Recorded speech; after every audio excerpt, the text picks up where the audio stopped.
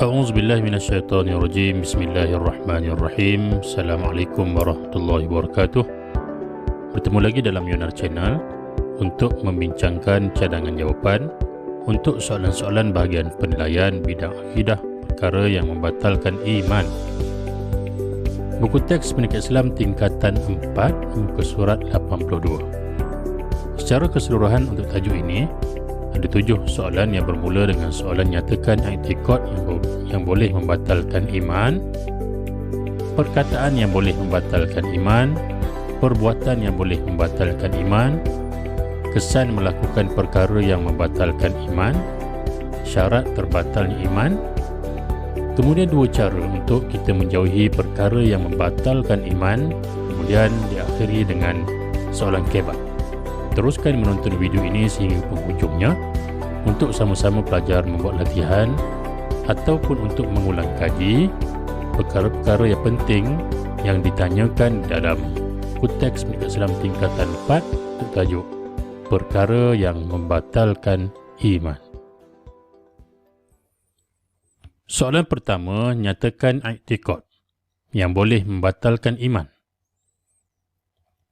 Pertama, dari aspek al-uluhiyah. Contoh, meyakini kewujudan kuasa lain yang memerintah alam ini.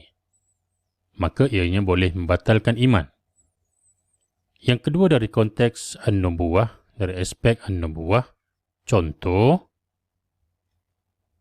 mengingkari kerasulan Nabi Muhammad SAW sebagai rasul dan nabi yang terakhir.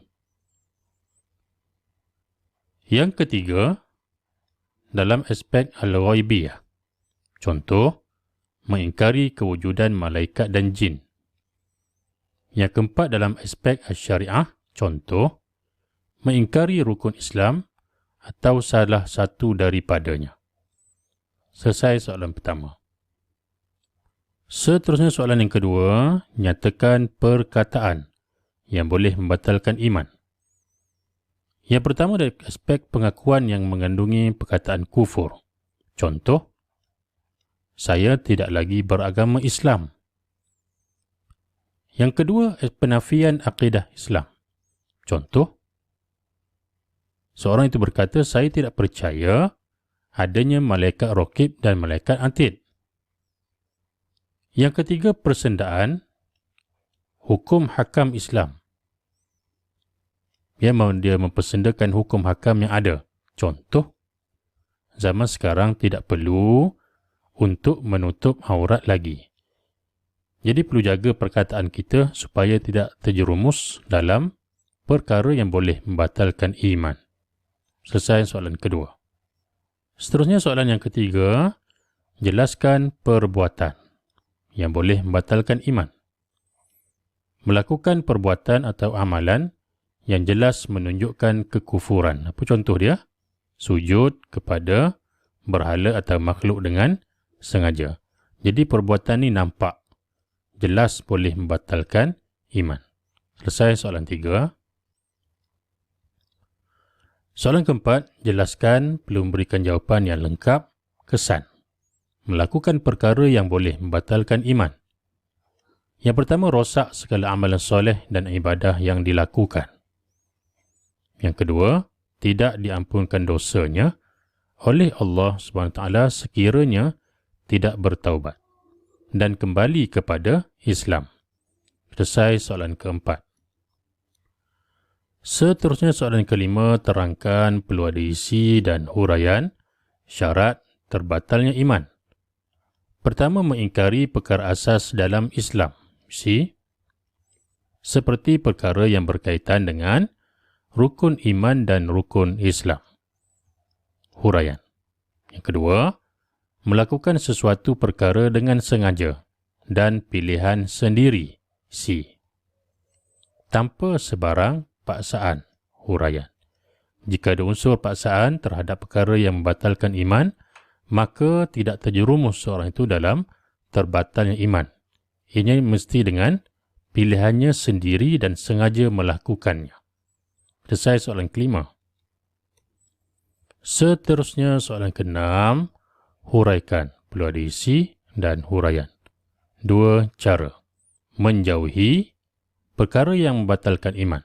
Pertama, mendalami ilmu akidah Islam. Supaya dapat mendalami batas-batas iman dan kufur. Huraian. Yang kedua, bersahabat dengan orang soleh. Supaya, huraian, sampai sini isi. Supaya dapat membimbing diri kepada kebaikan. Selesai soalan ke-6. Seterusnya soalan ke-7, soalan terakhir untuk tajuk ini. Soalan kebat perlu diisi huraian, huraian lengkap dan kesimpulan. Stimulus penyataan soalan. Masyarakat Malaysia ialah masyarakat berbilang kaum, agama dan kepercayaan. Bagaimana anda memelihara iman dalam situasi ini? Jadi macam mana kita nak pelihara iman dalam diri kita? Kita bagilah satu cara. Saya akan mendalami ilmu agama. Supaya iman bertambah kuat. Huraian. Kesannya, saya tidak akan mengikuti ajaran dan kepercayaan yang salah. Huraian lengkap. Oleh itu, kita hendaklah sebagai simpulan, sentiasa berusaha untuk memantapkan akidah dalam diri agar hidup diredai oleh Allah Subhanahu wa Ta'ala. Isi huraian, huraian lengkap, kesimpulan. Selesai soalan ke-7 dan soalan terakhir untuk tajuk ini. Alhamdulillah, sekadar itu saja penonton sekalian, pelajar sekalian, berkaitan dengan perbincangan cadangan jawapan untuk tajuk perkara yang membatalkan iman. Sekian, terima kasih, semoga berjaya khususnya dalam SPM nanti. Terima kasih, subscribe Yunar Channel. Wabillahi taufiq wal hidayah. Assalamualaikum warahmatullahi wabarakatuh. Semoga bermanfaat.